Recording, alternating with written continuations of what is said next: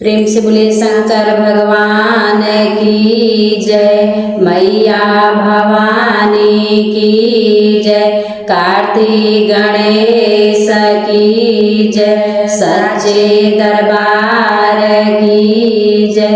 हर हर महादेव।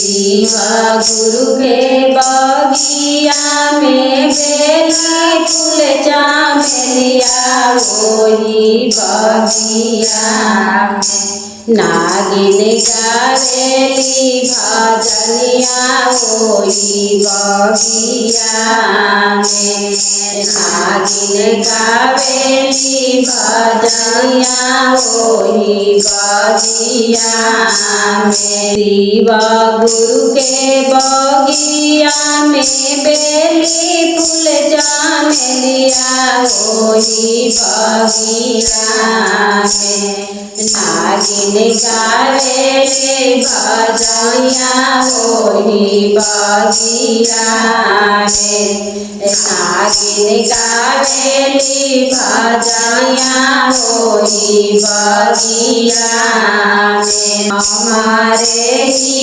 भोला जी के बड़े बड़े जटवा वही बगिया में, जटवा से बहे गंगाधरवा वही बगिया में, जटवा से बहे गंगाधरवा वही बगिया में। हमारे ही भोला जी के चंदवा सूरजवा वही बगिया में, चंदवा चमा चमा चमके वही बगिया में, चंदवा चमा चमा चमके वही बगिया में। हमारे ही भोला जी के सरप के मलवा वही बगिया में, हमारे ही भोला जी के सरप के मलवा वही बगिया में। नगवा मारे फूफू करवा वही बगिया में, नगवा मारे फूफू करवा वही बगिया में।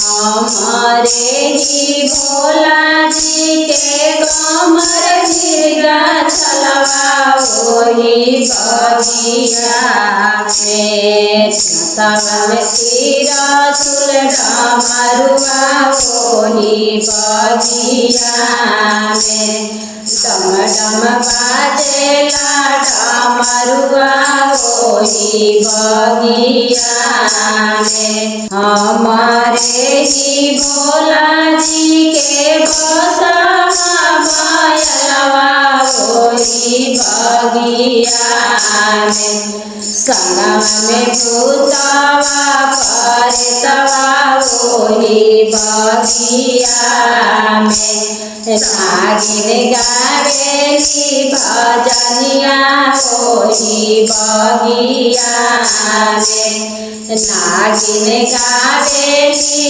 भजनिया वही बगिया में। हमारे ही शिव गुरु के बेली फूल चामेलिया वही बगिया में, नागिन गावेली भजनिया वही बगिया में, नागिन गावेली भजनिया वही बगिया में।